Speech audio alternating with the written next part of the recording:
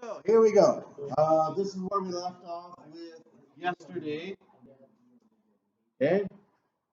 What is significant about this term right here? It is. Okay, so two, so you're right.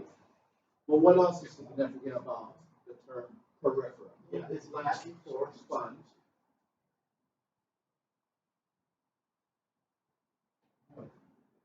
Sponges have lots of pores in them. So, but just the term in general, peripheral, has to deal with taxonomy. It's a what name in taxonomy? We said them yesterday. These are some of the things we start a lot of these lectures and reviewing about what some of these terms mean, because you will have to be able to describe what is significant about that term. Because periphery, is that a genus? Is it a class? Is it a family? Is it an order? Is it a kingdom? Is it a phylum? You asking me or telling me? Telling you. You're telling me. Okay, yes. Periphery is the phylum name. Okay? So we briefly said what this means right here. I wouldn't expect you to know, but you could look at your vocab term or vocab sheets right away. What does the term sessile mean? Referring to species that remain in one place. Okay? So if they remain in one place, it's axiomatic to say, well, they're not moving. So that animal remains stationary or sessile. So two characteristics of the phylum Periphery. One, they're sessile, and two, they're what type of feeders? Bottom. Well, you could say that goes hand in hand bottom, but they're more so filter feeders because they are on the bottom. But actually, filter feeders is better than just a little bit better than a bottom. But that is correct as well. Do they move around a lot, your teachers back in classroom, or they just like to stand up here? Because I always got to get a 360-degree view. I'm sorry, I pick on Shannon all the time. I shouldn't do that. I don't care, it doesn't bother me. Maybe we just, I'm using an old Jedi mind trick on it. I'm sorry, I'm using Star. I can't remember if it was Kayla or yourself that said, yeah. Okay. But your dad's a smart guy. Star Wars is pretty cool. You deprived child, you deprived young, I would say young man or young woman. You deprived young woman. Hey, I know Brady would say, hey, let's go watch Star Wars over at Sam's place.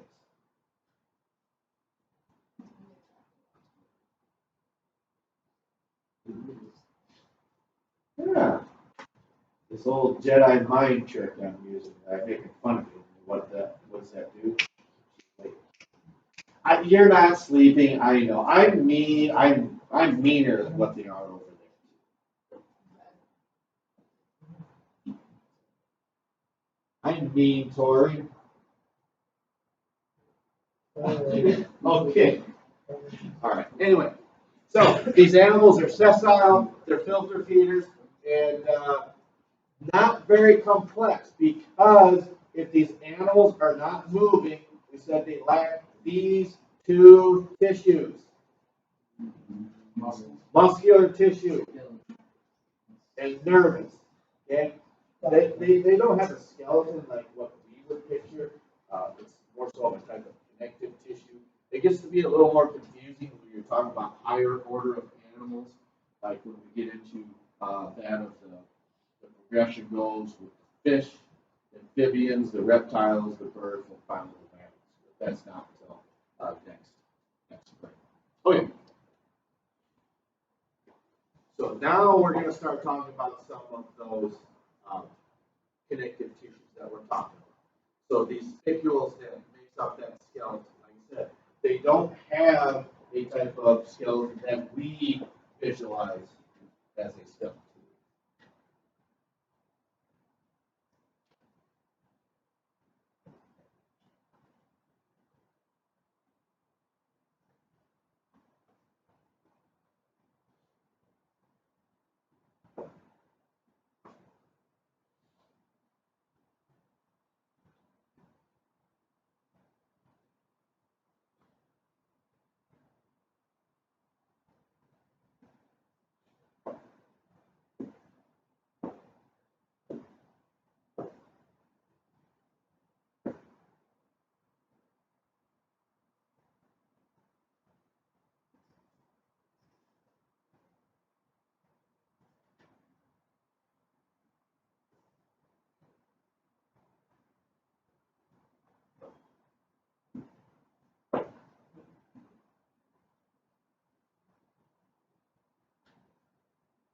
So as we said earlier, since there's no nervous system, it's not moving because it's not stimulating any type of muscles.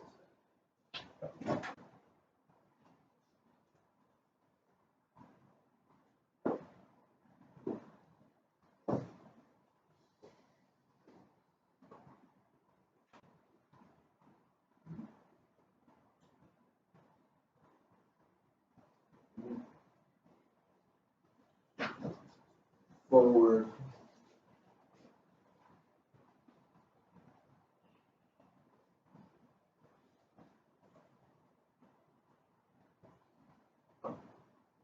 Now, usually for the most part, when we see this term right here, we visualize that as that's probably not very, let's say, much of an advantage to that animal, and we'll make sense of that here in just a moment.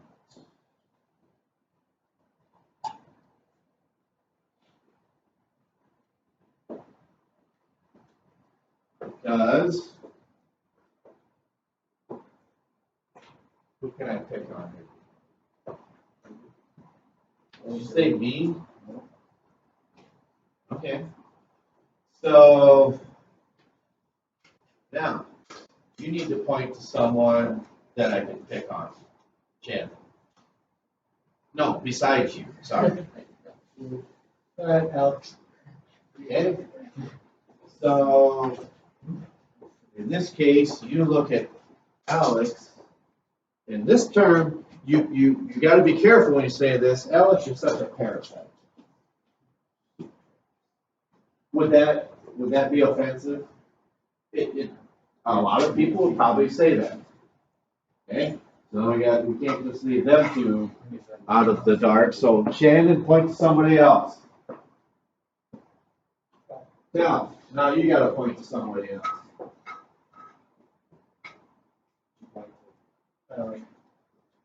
Look at Ellen. Ellen, you're such a parasite. We never Okay, so the reason that we say, for the most part, we visualize parasites as something that's a derogatory term, and you would be correct for saying that. But in this case, some animals choose to use these. Okay, many animals live as parasites in or on the sponges. But when we talk about, you could say,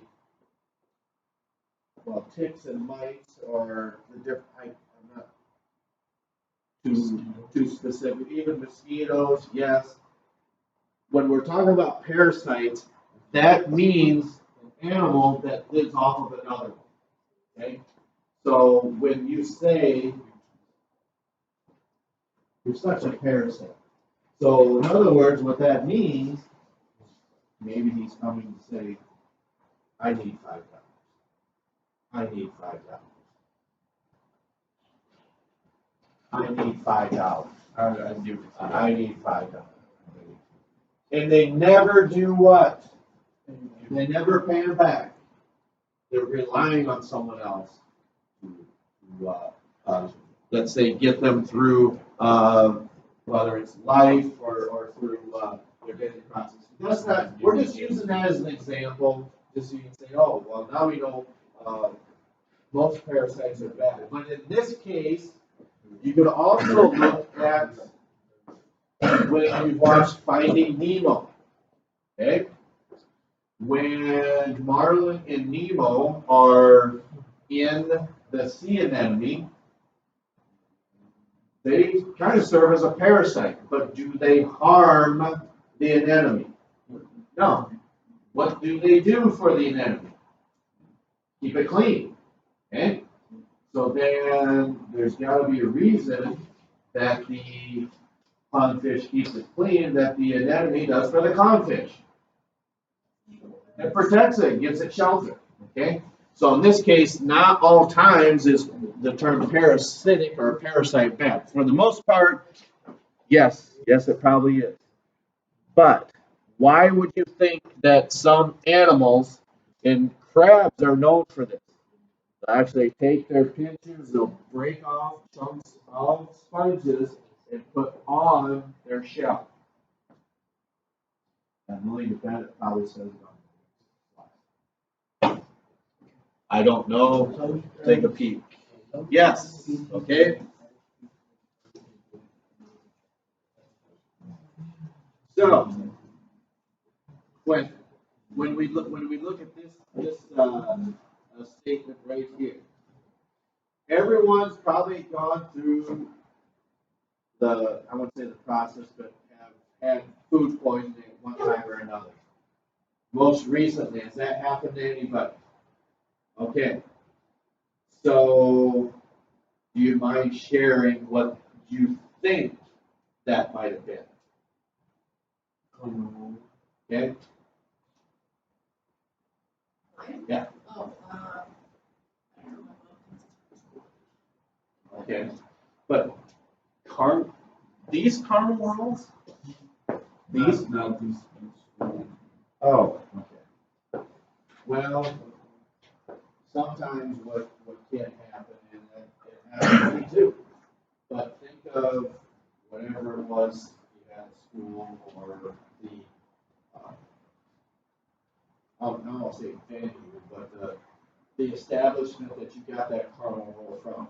Does that mean you're thinking, ugh, with all caramel rolls then? Yeah. Okay, so you got that in the back of your mind that you think, I do not want to have that caramel roll because I got sick. Okay? Well, so there's going to be an advantage of why animals pick these sponges to put on their shell. Now, is it going to fall off? Well, yeah, once they probably start moving, they break off the chunk of the sponge they put on their back, and it's probably going to fall off. But as long as you stay stationary and put it on there, you're probably going to have some form of protection. Because why would they do that to put on their back? Because even though it's distasteful to who? Predators, like maybe hammerheads, like different types of species of sharks. I don't know why I'm thinking of hammerheads, probably because they, I believe they do a lot of swimming close to the bottom and feed upon different types of mollusks and arthropods. But I know, I want to say it was towards the end of June. Bratwurst, I like bratwurst. You ever had bratwurst burgers? Ever heard of them? Nobody? Well, anyway, sometimes when we make them, we have leftovers, but when I heated them up in the microwave for the next day, I don't know how one side could have been warm, the other side was cold, but all right, you cooked it already, it should be fine. Don't do that. We haven't had bratwurst since. I think we're finally over that. But chances are, you either do not want to have that item again, or it takes you a long time to get past what had happened. these animals experience that, so they say, I'm not gonna try to consume that ever again. So there's gonna be a advantage of why these animals may break off these pieces of sponges and place on them.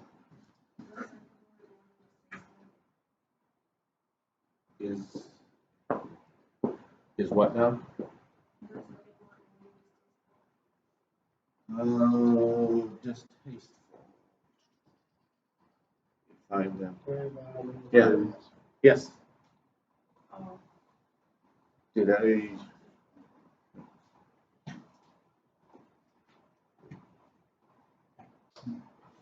One of the things that I was still single, they come in a red box. You have Tony's, Tortina's Pizza or Tony's Pizzas. Okay. And sometimes you can get 10 for $10. I had a co-worker who lived in Weird College in the wintertime. They would buy like 10 at a time. If you don't want to take up freezer space, just throw them out in the snow. And then you can go fishing through them. But what's so great about those types of pizzas is what I would do. You can be the judge on whether this is innovative or lazy. Box, take the plastic wrap off, I take scissors, cut just the front facing off of the cardboard box, and I cook it on that part. Are you in agreement, or are you saying, I do that too? I used to put it on cardboard. I throw it on. We use the pizzazz and I use that as a plate. That's what I usually see. So, I don't mean to be stereotypical, but ladies, you're thinking, you guys are so lazy. No. I used to use the cardboard as a plate. Well, so, yeah, I did too. But it took me a little bit to figure out. I used to not cut the front. I just throw the whole thing in the box. But the glue gets hot too. It pulls the box here, and that starts to smell that out. I remember when I was still teaching at another job, I had a Tony's Pizza, and I got sick from that. And it took me a long time to get past that. Anyway, that kind of reminds me of this noxious type of substance that you might find within sponges as well. Okay, let's see where we're at here. I want to do this one, and then that one, and then I think we'll be out of time. Okay.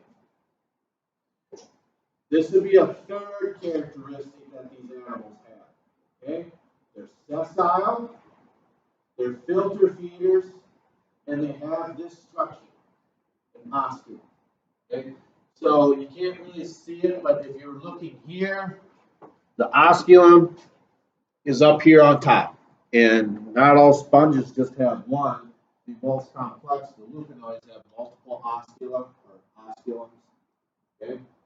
The reason for that is it allows the water to flow through. Because remember, if they're filter feeders, which they are, the water and the algae are coming in through these ostia for incoming water, but then what happens, they're filtering out the algae and only the water is continuing. And that's why we call them filter feeders.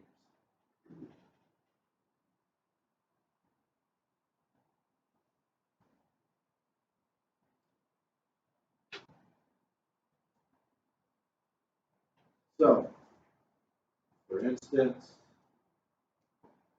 help me out here. Dr. Pepper, Diet Dr. Pepper, Mountain Dew, Diet Mountain Dew, Pepsi, Diet Pepsi, Coke, Diet Coke. What are we looking at? None of them or Mountain Dew? Dr. Pepper or Mountain Dew? Okay.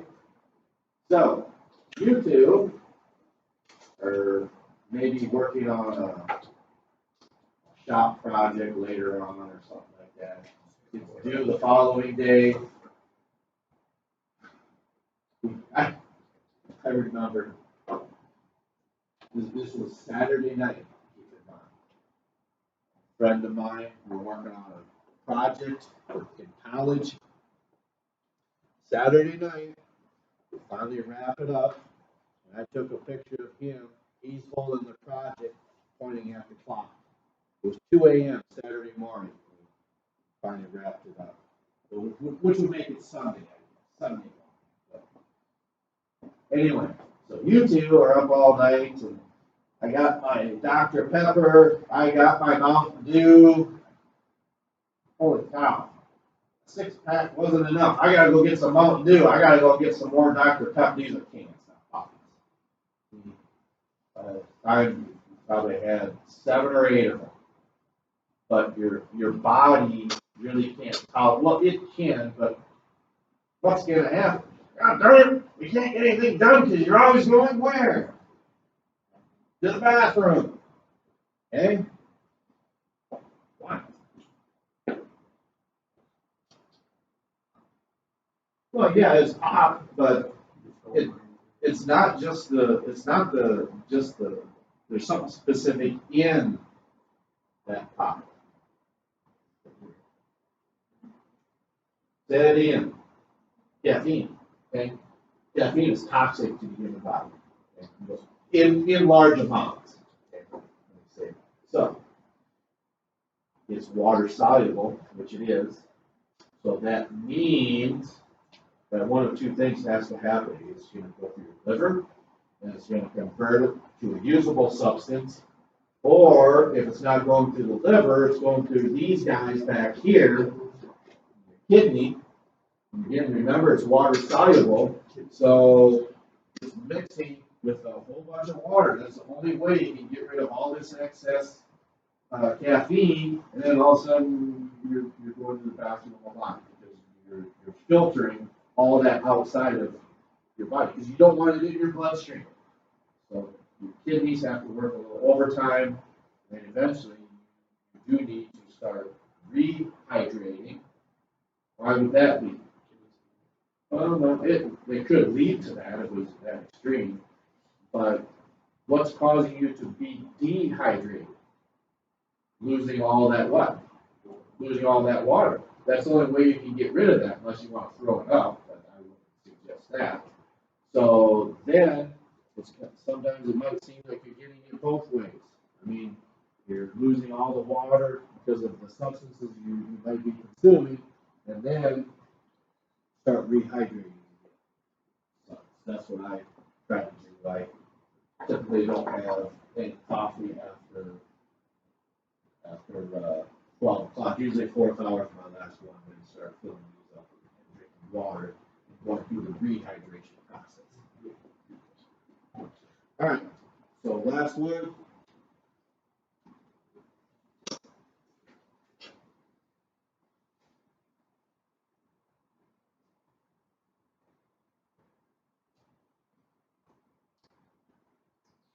So just like you have a dermis and an epidermis, these animals have an ostia and a dermal ostia. So on the far outside, you have these dermal ostia structures. Okay, that leads into the central canal with the water and the algae, and it gets filtered on out of there. So one of these things I like to ask these questions this way, but it really doesn't pertain so much to, and no offense, okay, this really would not pertain to maybe Alex or Sam or I almost said Nick. It's Nick. Okay, so. And I'm not singling you three out, but this may not pertain so much to you three because you've already established once we leave high school, we're going where? Oh, and sorry, Sheldon, I don't want to leave you out either. Is you plan on going to tech school? Okay. So when I'm asking these questions, I'm doing it for a specific reason because you may be asked those same questions when you're sitting in a college classroom. Okay? In biology, you might have that. Still got to take that. Or no. Maybe yes, maybe no, zoom type. Anyway, if these animals we would consider, I wouldn't say unimportant, but they're not that complex. They don't move. So what's the big deal about having sponges? Who really cares? Sponges or coral reefs disappear. So what? Fish are dying. Big fish are dying. We don't have. Well, you're getting you're right, but you're getting a little too far ahead of yourself. Okay. Because what are these animals feeding on? Water, they filter out water. Yeah, bacteria, algae. But if they're gone, then what's going to happen up at the surface? Sunlight can't penetrate anymore because there's too much light, too much algae. Okay, so when we look at the oceanic ecosystem, it is pretty delicate. And when you start taking chunks out of that pyramid, and it used to be the idea of some people still say this. Hey, the only good cat is a dead cat. The only good snake is a dead snake. The only good shark is a dead shark. Okay, so sharks.